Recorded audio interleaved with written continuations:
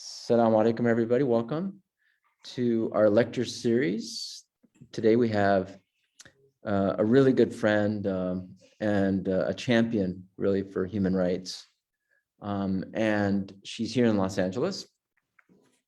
She is, her name is Estee Chandler, who's a longtime film and media professional, now focusing her work on human rights. In 2010, she founded the Los Angeles chapter of Jewish Voice for Peace, JVP, a national organization promoting solutions based on human rights and international law for both Palestinians and Jewish Israelis that works in broad coalition with other like-minded organizations. She is now a member of the Jewish Voice for Peace Board of Directors and serves as the chair of the Board of Directors of JVP's sister organization, JVP Action, along with Negar Ibrahim, whom many of you probably know and has been who has worked at MPAC many years ago and is from the Islamic Center. They co-host and produce a show for KPFK called Middle East in Focus. So I want to thank Estee for joining us today. If you could turn on your video. I'm trying, but I think somebody needs to flick a switch on your side. Oh, okay.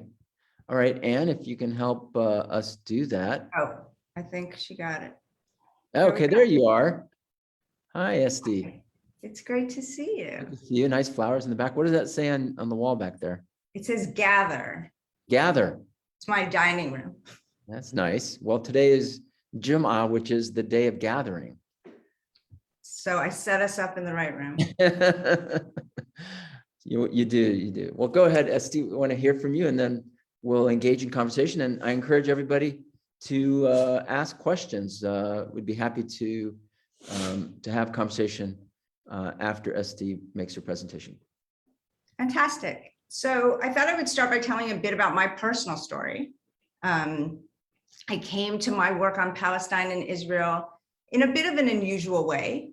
It began not long after I had spent a year organizing for the Obama for America campaign here in the San Fernando Valley back in 2008.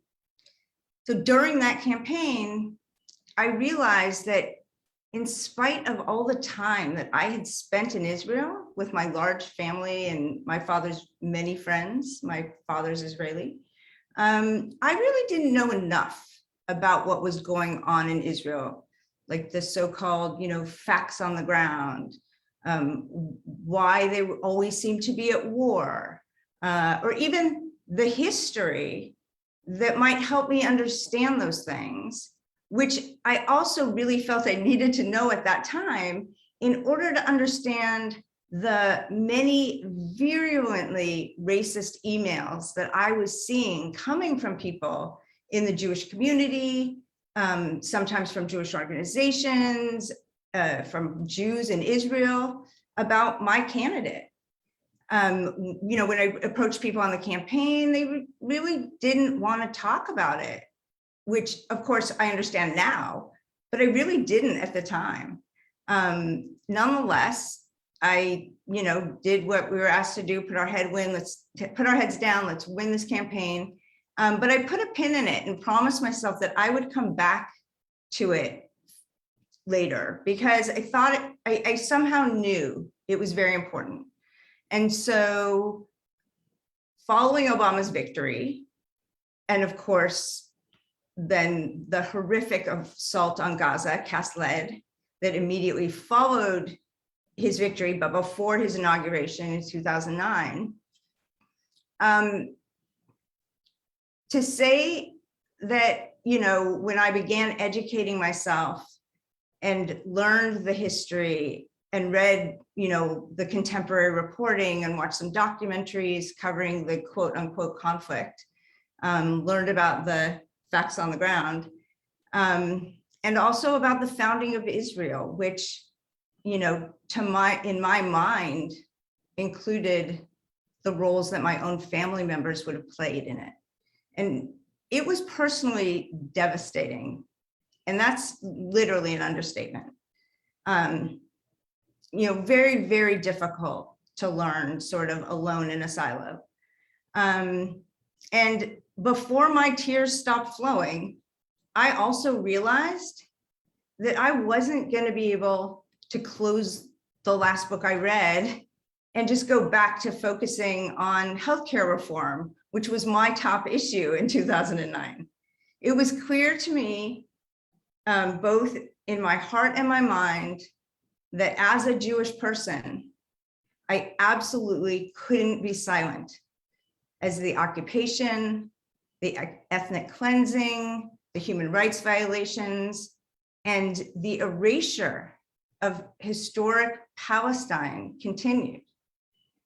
You know, I had seen what happens when people stand silently by as others are vilified, ethnically cleansed, and driven off to their slaughter. My affiliation with JVP happened a little bit later. During the campaign, I met a quote unquote progressive Jewish organization when I was lucky enough to go to the DNC in Denver in August of 2008, having been elected as one of the 2 elected Obama delegates to the convention from my congressional district. Back then, I had no idea the role that this cause would come to play in my life. I really had hoped that the pro-Israel, pro-peace group that I met in Denver had answers for the troubling news stories I continued to read throughout 2009 and into 2010 as I continued to educate myself on the issues. Excuse me.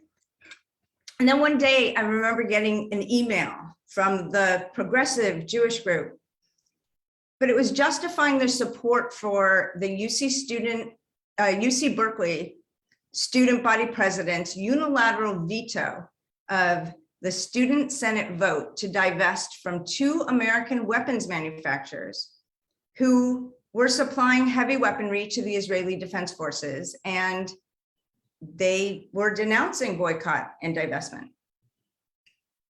To my mind, claiming to be pro-peace while taking the few nonviolent tools of citizen action available off the table smelled a little gefilte fishy to me.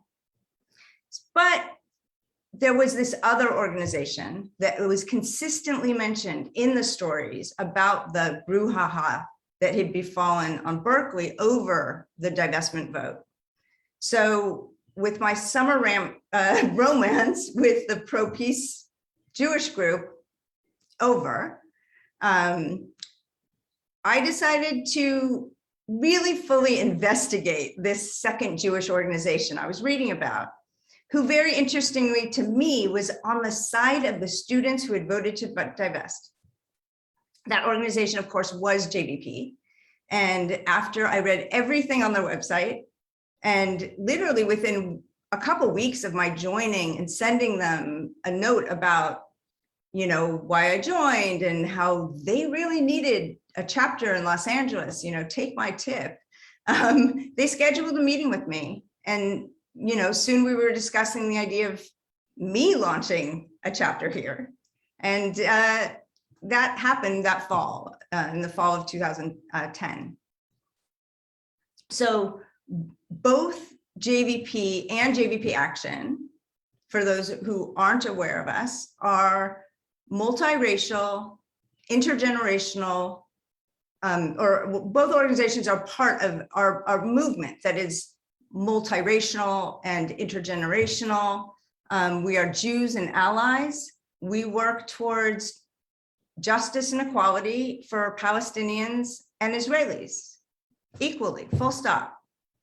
We draw strength from over 500,000 supporters and decades now of organizing for freedom and dignity in Israel, Palestine, and in the US. JVP is a signatory to the Palestinian call for BDS, and we seek the goals of that campaign: ending Israeli violence against civilians, ending the occupation of Palestinian lands, removing the apartheid or separation wall, we stand for the safety and self-determination for Israelis and Palestinians, equality under the law, and of course, the right to return for Palestinian refugees, like everybody else in the world, who want to return, based on principles established in international law. We also oppose all forms of racism, including anti-Muslim, anti-Arab, and anti-Jewish bigotry. And that includes Zionism. We work towards our goals through various campaigns, also through educational events, by supporting student activists and other allied organizations and multi-faith and anti-racist organizations locally in our towns, in our cities. We have over 70 chapters, plus another, I think, dozen student chapters across the country. And we also do it by promoting and engaging in boycott and divestment campaigns. Of course, these days, as the chair of the JVP Action Board, my work increasingly focuses on our governmental advocacy and also our political campaign work, because JVP Action is a 501c4, and we focus on achieving our goals of justice and equality for Palestinians and Israelis by transforming US policy. We organize American Jews and allies also to win progressive legislation, to change the public conversation, and to elect progressive candidates from city councils to the White House. We believe that justice is indivisible. We build with movements and with candidates who also see how our futures are bound up with one another, and that our safety grows from our solidarity.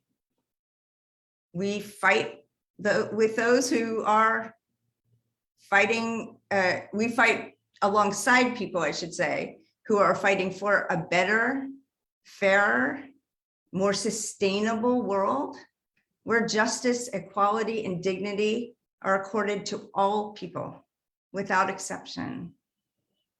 And, with our Palestinian allies, since we launched JVP Action in 2019, we have been mapping out a path for Palestinian rights to become a core part of the progressive agenda, which we believe it has now become. JVP has long called for an end to US military funding to Israel until it affords Palestinians living under the Israeli government to have full and equal rights, until their human rights are respected, until Israel ends its military occupation of the West Bank, including East Jerusalem, also Gaza and the Golan Heights, and ends its now near 15-year illegal military blockade of Gaza. And again, until Israel recognizes the right of return for Palestinian refugees as stipulated in UN Resolution 194. I think if anybody wasn't sure before, say, last May, I think since then, the rapidly growing momentum of the Palestinian equality movement is now very apparent to everyone. The media conversations have completely shifted.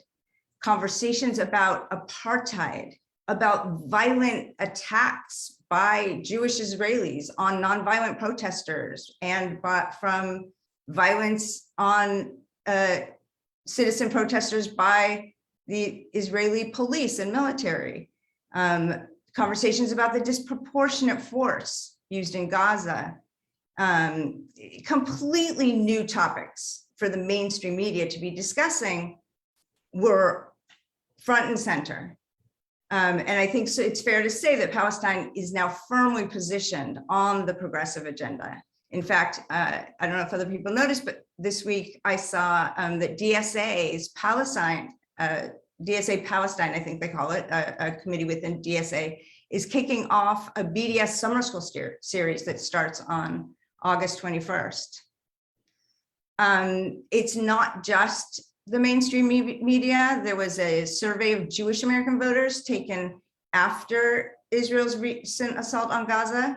It came out a couple weeks ago now, I believe. And it found that about a quarter, 25% of Jewish American voters view Israel as an apartheid state and don't believe it is anti-Semitic in any way to say so. In fact, 22% agreed that, quote, Israel is committing genocide against the Palestinians. And with those percentages, among younger voters, the percentages were much higher.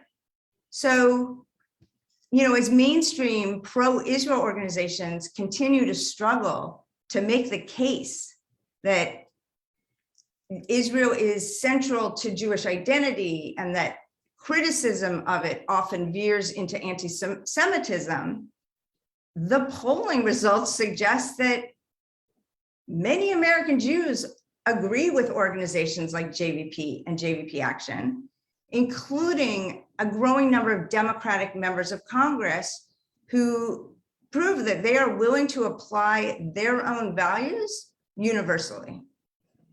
As far as, Capitol Hill and Washington, D.C. are concerned, I think that J Street, Donald Trump, and Benjamin Netanyahu have done a fantastic job of driving a wedge in AIPAC, leaving it now clearly as a Republican-leaning organization.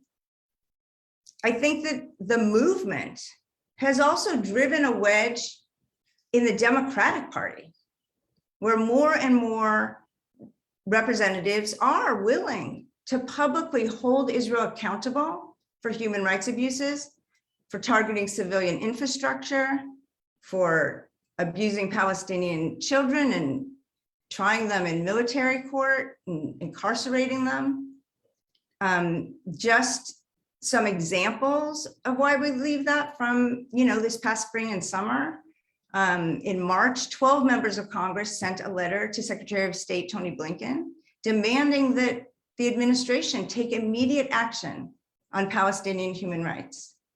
I believe it was in May that congressional representatives introduced a historic joint resolution of disapproval to confront Biden's position and the approval of a $735 million sale of advanced weapons systems and munitions, including many of the very same ones used in the devastating military assault on Gaza that month.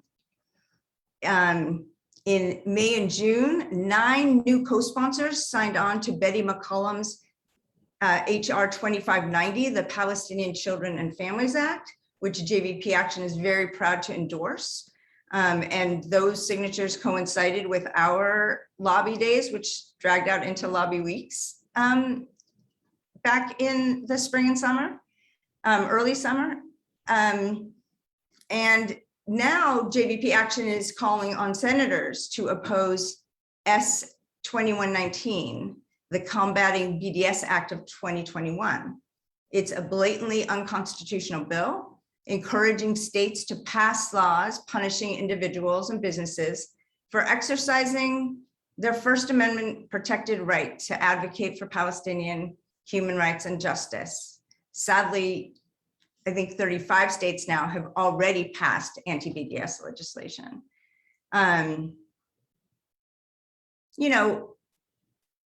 If we're going to be honest, JVP is sometimes marginalized by mainstream Jewish organizations and, right-wing extremists on this issue.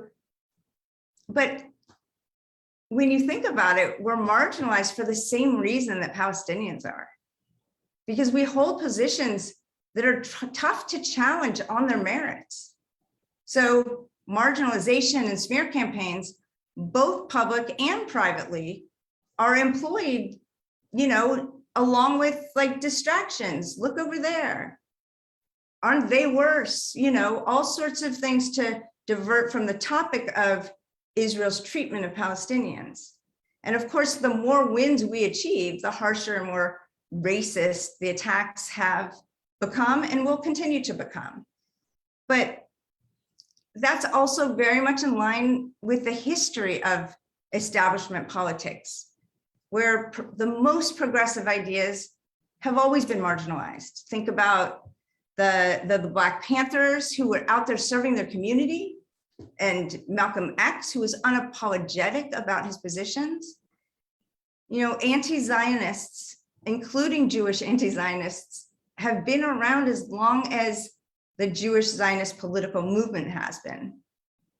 But only as the movement, the anti-Zionist movement, the Palestinian equality movement grew, and once social media was able to challenge Jewish establishment narratives that were, you know, typed up and repeated by the mainstream media with our truth, did they really start attacking us, threatening us, and smearing us.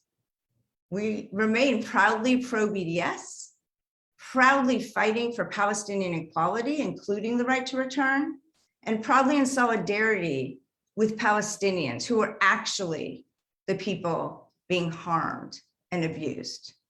So that's why now we're doubling down. What's that saying? Like, then they fight you. That's where we are. But next we win. And we remain one of the fastest growing Jewish organizations in the country. So I'm happy to have a conversation about, you know, these topics and more about JVP. Estee, thank you. That is a fascinating story. I don't know if you've written your autobiography, but I would be right there up front and purchase one and have you talk more about your personal journey. I just want to ask you a few questions, and I see some people have already raised their hands. So we encourage people to participate. Either you can raise your hand and ask a question, or go ahead and write a question in the Q&A box that is on the bottom of the screen, lower right-hand side. And we'd be happy to engage in conversation. So I just wanted to go back to, you know, you being a delegate of Barack Obama in 2008. And then as soon as he's elected president, I think it was Netanyahu, probably a Netanyahu, there hasn't been another prime minister for quite some time until recently, launched an invasion of an attack against Gaza. And Obama comes out right away and saying Israel has the right to defend itself. How did you feel being somebody who was hopeful about, like so many of us, we were hopeful that there was going to be a change, and then it looked like he was veering back towards establishment politics? Well, remember that this first came sort of into my zeitgeist during that campaign. So I really didn't have enough understanding at the time.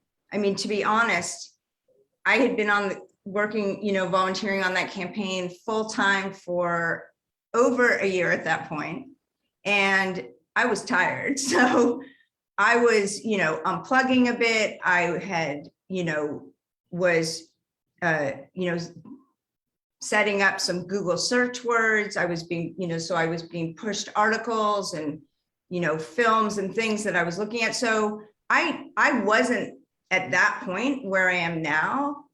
But I can tell you that, you know, it wasn't all that long before he began to disappoint me. And right before he left office, like in his last month or two, he did this presentation at a famous synagogue, I believe in Washington, DC, and literally made me cry. He drove me to tears because he said something that I know he knows is not true, which was, he said the words, anti-Zionism is anti-Semitism. And that just could not be further from the truth. And it literally made me cry. Well, and many people think that anti-Zionism is anti-Semitism.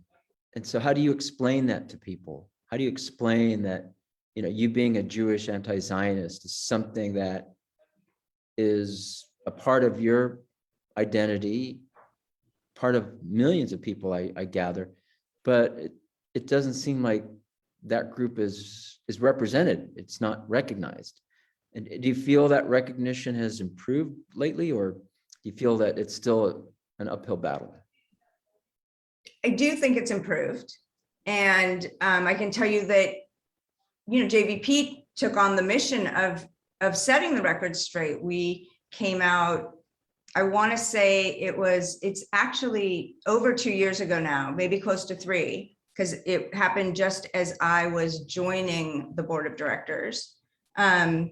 We came out as anti-Zionist. We did, we had some papers that we released, some articles, some information, but we realized that this was something that people really were misunderstanding. And that was because it was framed for so long that, anti-Zion, that really any critique of Israel was anti-Semitic. And as Palestinians and other advocates started to understand that, it wasn't Jews who were perpetrating this, it was Zionists. It was the Zionist political movement that started in the, very end of the 1900s, which, 50 years, later before Israel's founding, there weren't a whole lot of Jews from all over the world rushing to move to Palestine as the movement was asking for, because a lot of people thought it wasn't a good idea. And very prominent and famous Jewish intellectuals and thinkers were anti-Zionist and writing about it. And, people like Albert Einstein feared that exactly what has happened was going to happen. It wasn't unimaginable. It wasn't hard to predict. It was actually quite predictable. There were, Jewish rabbis. There were all sorts of people. In fact, most European Jews were anti-Zionist before, I think until after 1967. I think after 1967, things shifted a bit. I don't think before that in synagogues, you had American flags and Israeli flags on the bima, things that were abhorrent to most JVP rabbis that I've discussed it with, including our mutual friend and the late Rabbi Leonard Bierman, who, that's crazy to have American flags and an Israeli flag in a sanctuary for worship. So, it's our job to educate people about the Zionist political movement, and that, in the beginning of the movement, there were different ideas that, some of them were more inclusive than others. But the fact of the matter is, from the time of Israel's founding until now, the way Zionism has purported itself has been apartheid, except for like 6 months in 1966. Israel has been an apartheid state. They have had separate laws for Palestinians and for Jews. We have a few questions we'll get to right now from Michael Singh. Michael produced a wonderful documentary, The Ghost of Valentino. Valentino's Ghost. Valentino's Ghost. And it's something that I think everyone who wants to understand the relationship between Hollywood and Washington on this issue, you must watch it. You must watch it. It's narrated by our friend Mike Farrell, and it's wonderfully done. And I just wish we had a wider audience for these kinds of productions, just like I wish we had wider audiences for our lecture series. But we are humbled and glad to have you with us, Estee. You are definitely a true leader and a champion for human rights. Michael asks, any plans to engage with image makers in Hollywood who favor showing negative images of Arabs, Muslims over positive ones? Can you address them? Do they respond? Well, I thank Michael for the question, and I agree with you about how important that film is in showing the relationship between Hollywood and pop culture and Washington, D.C. But I feel like one of the organizations that's actually done a fantastic job of engaging with Hollywood is MPAC, of course. You guys have really taken this on. I don't know, it seems like about 4 or 5 years ago that and done a fantastic job. We, of course, work with people in the industry when we get the opportunity. As a Hollywood professional myself, I can tell you that there are many of us here who quietly work to try to make a difference. There was I think it was Moments Magazine a few years back had a big article called The Fight in Hollywood Over the Holy Land, or The Fight Over the Holy Land in Hollywood, which was really, really a long expose. And, proudly they included JVP. And I sat for several interviews for it, and the writer who did the article had done several articles about Israel and seemed like he was, probably like a liberal Zionist. But he did also seem, to be trying to, give space for other opinions. And I think one thing that they did that I was shocked about, because I think it really puts me in a very sympathetic light, was next to a photograph of Scarlett Johansson, which was her SodaStream ad, they put the wanted poster of me that was made by Zionists and left on the front porch of my home less than 4 months after I launched JVP LA, and named the very small children in my family at the time by name. Wow, that's incredible. I'm just shocked at that story, Estee. And again, I applaud your perseverance, your stamina, your courage and bravery over such cowardly acts by these people. In terms of Hollywood, I also have to say, as much as we'd like to think, yeah, we've made a lot of progress, which we have at MPAC. The one issue that we still can't talk about is Palestine when it comes to Hollywood. It's still, and it takes us to this point of liberal politics. Hollywood likes to be viewed as liberal, but then it doesn't take much to peel from the surface racism and microaggressions that occur on a daily basis in Hollywood. And so when it comes to the Palestinian issue, that's still an untouchable, and we can't talk about it. So well, perhaps we found an area that we can collaborate on, because perhaps working together, we can try to chip away at that. Yeah, and we'll bring Michael in. And always would love to have Michael's wonderful, wonderful filmmaking skills.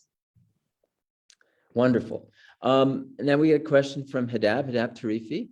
She said, "Hi, Estee, great to have you speak. How do you see the new Israeli leadership who are not any better than Netanyahu, and their responses to the changes among U.S. Jewish views of Israel as an apartheid state?" Well, I completely agree with you that they are no different. I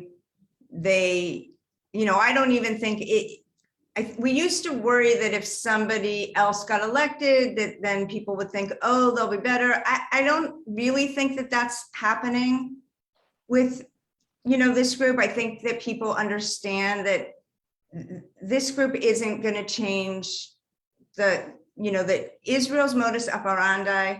The plan had always been all the people, all the land, as few of the Palestinians as possible. This government is no different. We have to push just as hard. And, you know, the place where JVP chooses to push is where we have standing, which is here, which is with our government, with our elected officials. You know, back when that wanted poster was left at my house, my congressman refused to meet with me. He refused to have his staff meet with me. And when I showed up at a town hall, they wouldn't give the microphone to anybody anywhere near me for fear. And now I can honestly say I have fantastic relationships with many local congressional representatives, including Jewish ones. And so, you know, we have made a difference. And I think that we all have to keep pushing. We have to use the tools that are available to us. And to my estimation, that is boycotting Israel, you know, checking your labels, looking at the apps, the boycott apps, and engaging with our representatives, whether they're our city council representatives, our congressional representatives, our senators, engaging with our media, because after all, we are the consumers of media. And when we see people on TV or writing an article that isn't truthful, we need to call it out. We need to write letters to the editor. We need to write to the show and say, hey, you know, they said that, you know, why did they say when a Palestinian was killed, why do they say they died? But if an Israeli is killed, they say they were killed by terrorists. Like, there's like different way that they frame everything. We have to call them out on it, because after all, we are their customers. And if we stay silent, it's going to continue. Thank you for that. You know, in terms of LA, Los Angeles city politics, do you see opportunities for change there? The LA city has, you know, I remember, you know, Villaraigosa going to Israel, even Garcetti went to Israel, and that was the whole brouhaha about moving the embassy to Jerusalem, and he backed off a little bit from that. Where do you see LA city politics and, you know, the next mayor, and if there's an opportunity to talk to them in terms of having a more balanced position on Palestine, Israel? Well, I very much hope that we will be, now that we have JVP Action and we can engage in elections, I hope that we will be engaged in the mayoral race. I can tell you from my own personal experience, I met Garcetti on the Obama campaign. He was one of the first elected officials to endorse Obama. And I had a friend who worked in his office and did events with him. And we had, he seemed like a very good guy. In fact, when he opened his campaign office here, I live in the San Fernando Valley. When he opened his San Fernando Valley office, he stood in the office and talking to me and said, Estee, I'm glad that there's a JVP here in LA now. I was shocked that he would say that in that room with campaign supporters around. And of course, once he got in office, he consistently disappointed me and us and how he blocked things. So, you know, I'm not living in Never Never Land. I understand the forces that are against us, but, you know, look at the forces with us: truth, justice, equality, anti-racism. I mean, we are where the zeitgeist of America is right now.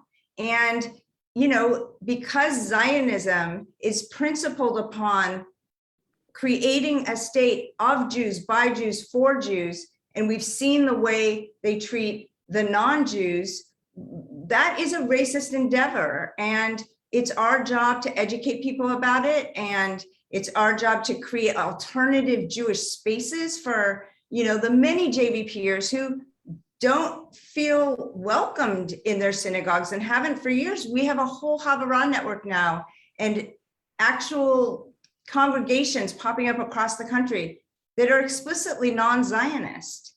And so that's also part of JVP's work to create, community for our own people.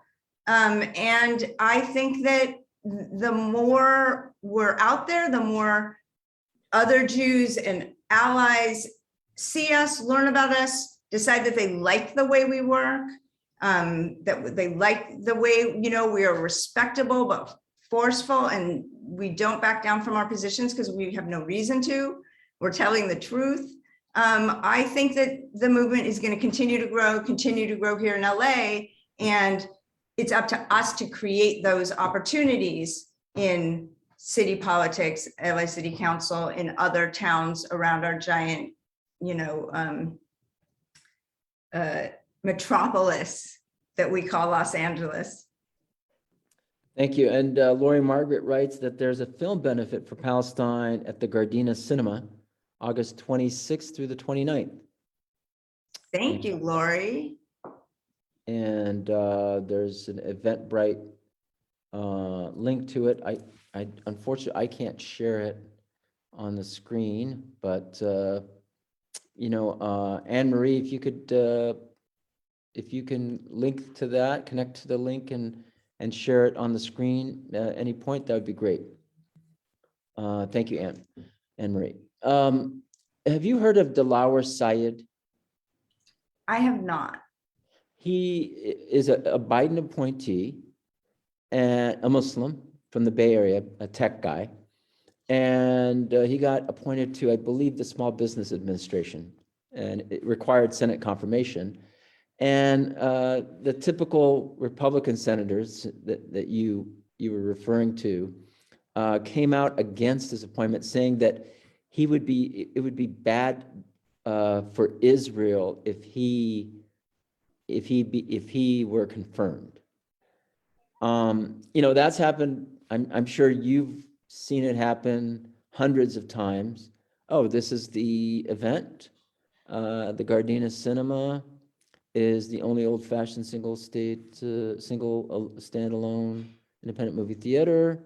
And I think if you go down, Anne Marie, you'll probably see the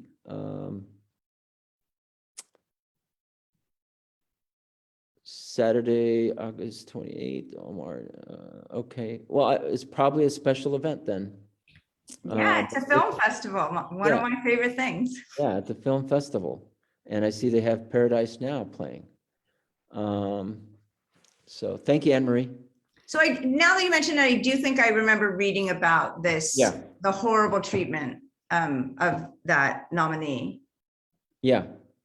So and it happens, it happens all the time. Remember, like Chuck Hagel, all of a sudden was this horrible person when he was up for a role because of like one thing he said about treating, Palestinians and Israelis equally, or, they lose their minds.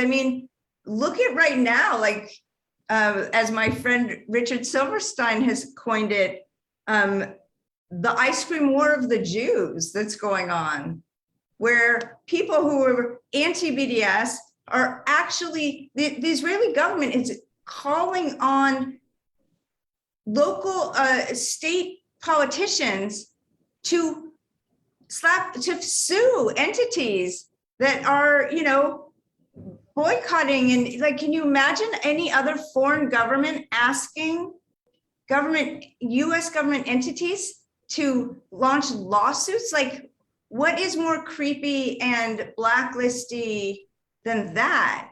And the same people who've been saying boycotts are evil, they're horrible, they're wrong, are engaging in a giant campaign to try to now boycott Ben and Jerry's, calling them anti-Semites, right? Two Jewish hippies. Come on.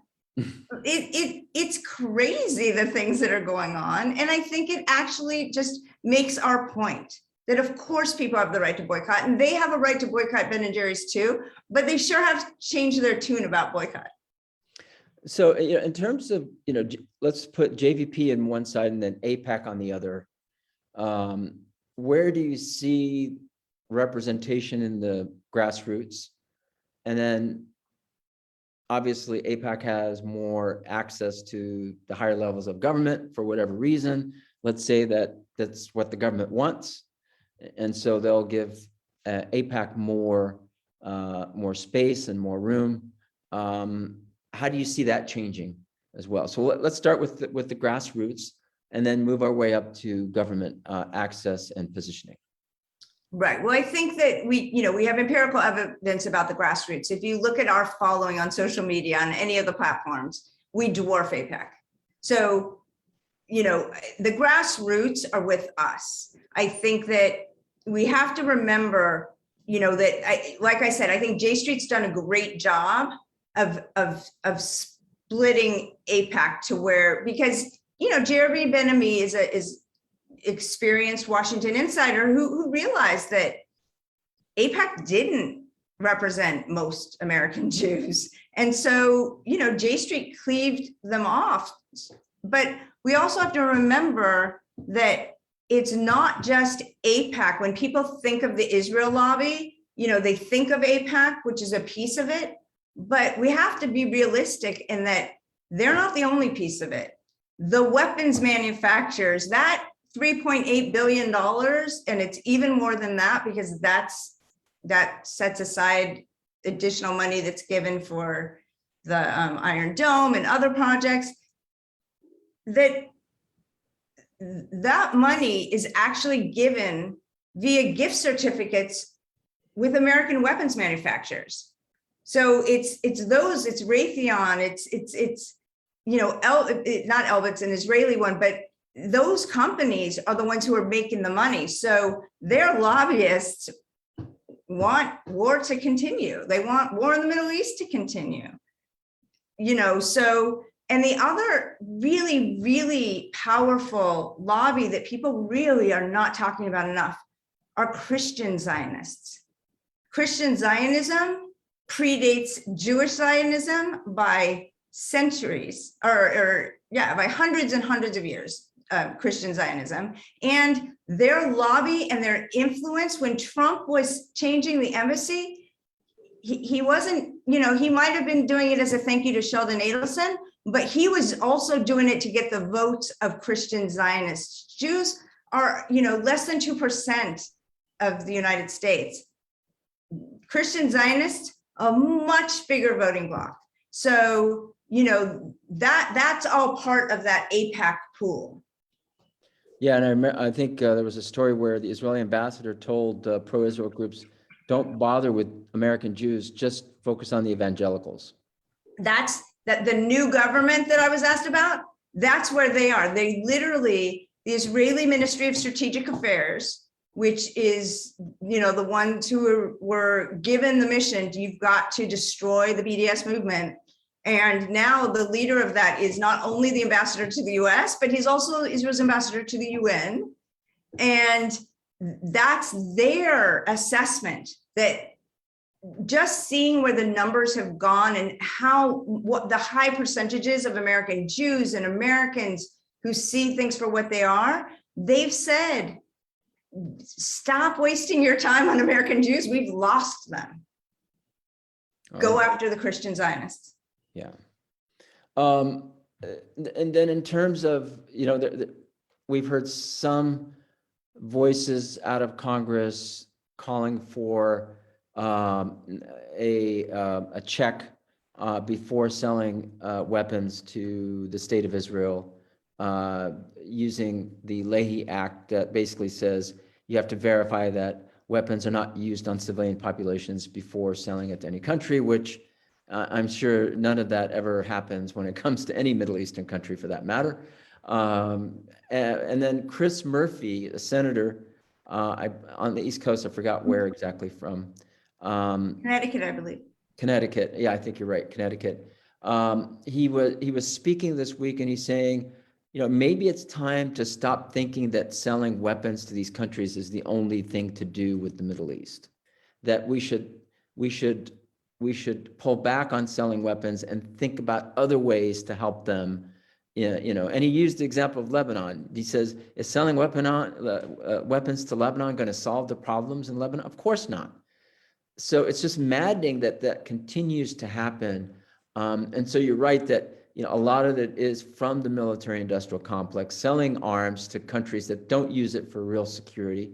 They tend to use it on their own population. And for the state of Israel, they tend to use it on Gaza now, and in the West Bank. And so where do you see, this, I wouldn't say movement, but some talk by the Chris Murphys, by the Betty McCollums in the Congress? Well, like you said, when JVP first launched, 10 and a half years ago, there were 0 members of Congress who were speaking this way, let alone senators. So I think we have to accept the fact that we have actually come a long way. We have a long way to go, but we've come a long way. The fact that, American elected officials are maturing. I mean, a lot of people said that a long time ago, before we invaded Iraq, before we invaded Afghanistan, like that this was not, the way to get what we want. And, a lot more are understanding that we need to be able to make sure that our aid to Israel isn't going to do things that actually break American laws. Like you said, the Leahy law, the Export Control Act, like we have laws that say we are not allowed to provide military assistance to countries or any entity using them outside their borders, which Israel clearly is. That we have a law that says that you're not allowed to supply them to units of militaries with a record of human rights abuses. Well, how do we get around this? Those laws are not enforced when it comes to Israel. So when we are meeting with our congressional representatives and asking them to co-sponsor Betty McCollum's very reasonable Palestinian Children's and Families Act, which basically says that I agree that we shouldn't be giving weapons, supplying aid to helping the incarceration and military trial of Palestinian children, that aids in the demolition of Palestinian homes and aids in the appropriation of Palestinian lands. What she's saying is, we agree to obey current US law. And the fact that everybody in Congress hasn't signed that is kind of pathetic, but more and more people are. And we invite any congressional representative that we met with that said, the Leahy laws exist. Why do we need this? It's because Congress doesn't enforce the Leahy law when it comes to Israel. They are not required to do the reporting that everybody else is. So when people make the argument that, against the 3Ds, like, treating Israel with a double standard, I agree about that. We need to stop treating Israel with a double standard that allows them to get away with a multitude of sins that no other nation that we support gets away with. So it's about the law, upholding American law. That's right. And implementing international law. And I think, and by doing that, I think we can make some movement towards justice in Palestine, Israel. So we got you working on Hollywood projects with us, and we get you working on LA City elections, starting with the mayoral elections coming up, I think, April of 2022. I think so. I think so. So we have a lot of work to do together, Estee. We do. It was great having you. We applaud your bravery and courage and your partnership. Well, so thank you so much for hosting this important series. I'm not sure I agree with you about bravery and courage. I'm just telling the truth. I'm telling my story. I'm telling the truth. I have skin in the game. Not only do I want to see my Palestinian friends and their families be able to live, a life of fulfillment free of oppression and apartheid, I want my own family in Israel. I want my cousins' children and grandchildren to have a bright future. I don't want them going into the military and being made to abuse human beings. So, you know, this is about all of us joining hands, coming together to create safety and security together. And I'm happy to be in it with you guys. We are honored to have you with us and to be with you, Estee. And again, I will double what I said in terms of bravery and courage. And when a person just speaks the truth and doesn't, you know, and lets the consequences take place and accepts the consequences, that's bravery and courage. So you just defined that for us tonight.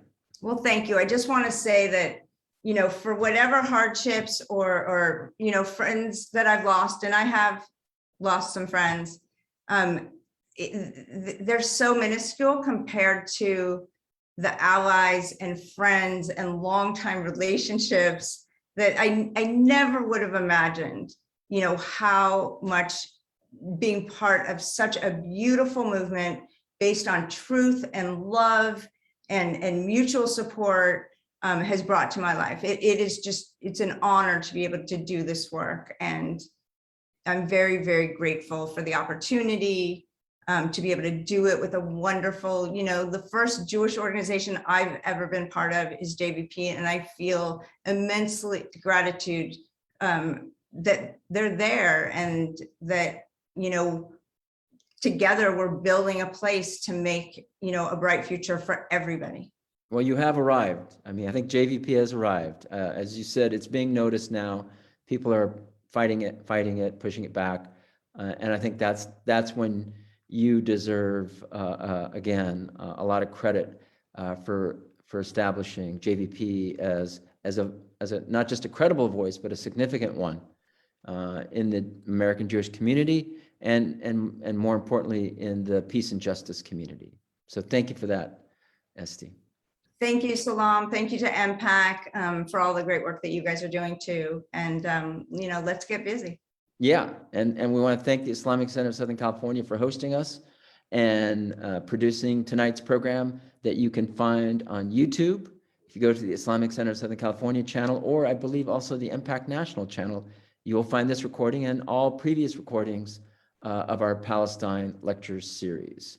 Next week, we're going to have Professor Sarah Tantawi, another former MPAC person. She used to be MPAC's DC director back in the early 2000s, and then she went on to get her PhD, and now she's a professor at Fordham University. She's going to talk about the nexus of anti-Palestine rhetoric and Islamophobia. So until then, thank you very much for joining us. Assalamu alaikum.